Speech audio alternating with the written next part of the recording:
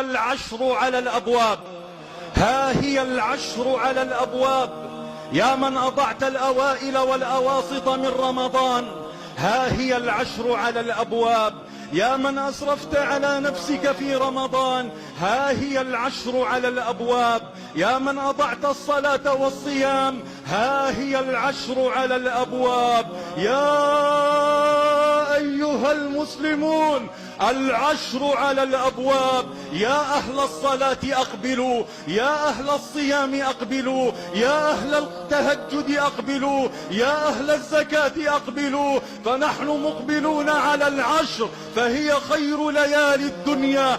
العشر خير من الأهل ومن المال ومن الولد ومن الذهب ومن الفضة، وكيف ذلك وهي العشر الأواخر من رمضان.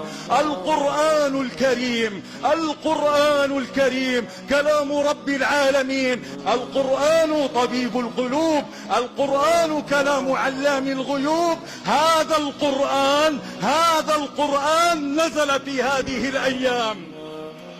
إنا أنزلناه في ليلة القدر، وما أدراك ما ليلة القدر. ليلة القدر خير من 1000 شهر، تنزل الملائكة والروح فيها. قال ابن عباس: والروح هو جبريل. جبريل، جبريل أمين السماء وأفضل الملائكة. بعد ساعات سوف ينزل جبريل. جبريل سوف ينزل في العشر على الأرض يا عباد الله. الملائكة سوف تنزل يا مسلمون في هذه العشر. الله كان النبي صلى الله عليه وسلم إذا دخلت العشر اعتزل النساء وشد المئزر وأقبل على ربه جل في علاه. يا الله، يا الله، محمد رسول الله، حبيب الله، خليل الله، الذي غفر له ما تقدم من ذنبه وما تأخر.